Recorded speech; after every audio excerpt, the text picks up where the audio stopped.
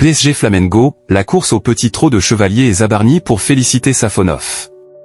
Alors que l'effectif et le staff parisien se sont précipités pour sauter sur Matvei Safonov, héros de la victoire du PSG en Coupe intercontinentale face à Flamengo, 1-1, 2-1, Lucas Chevalier et Ilya Zabarni ont pris leur temps en engageant des courses au petit trot après avoir applaudi le succès des leurs.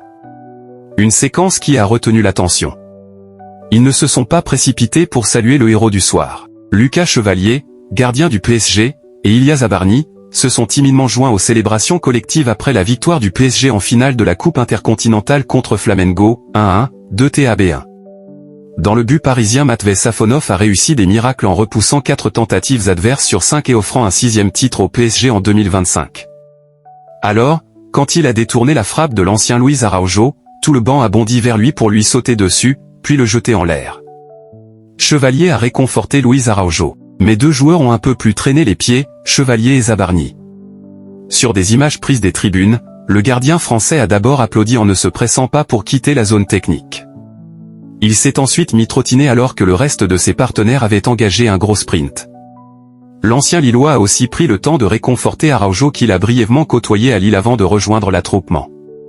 Ilya Zabarni était à ses côtés, lui aussi un peu en retrait de cette effusion massive. Les images des 2 joueurs en décalage avec le reste du groupe ont été remarquées et détournées par les réseaux sociaux qui scrutaient de très près leur réaction. Recruté 40 millions d'euros l'été dernier et installé comme titulaire indiscutable, Lucas Chevalier a perdu sa place depuis 4 matchs après s'être blessé droite à Monaco, le 29 novembre. Forfait lors des 2 matchs suivants, il est revenu dans le groupe à Metz et contre Flamengo mais il est resté sur le banc de touche, au profit de Safonov, qui en a profité pour marquer de gros points dans cette concurrence. Et la guerre en Ukraine pèse sur la relation Zabarni-Safonov.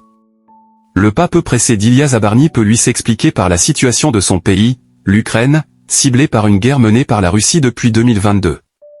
Le défenseur, recruté l'été dernier en provenance de Bournemouth, rappelle souvent son engagement pour son pays dans ce conflit. En septembre dernier, il s'était exprimé sur la délicate cohabitation avec le Russe Safonov au sein de l'effectif parisien. La guerre continue, et je n'entretiens aucune relation avec les Russes, avait-il expliqué.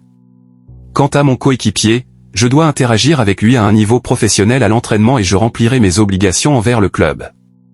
Pendant que la guerre continue, je soutiens pleinement l'isolement complet du football russe dans le monde.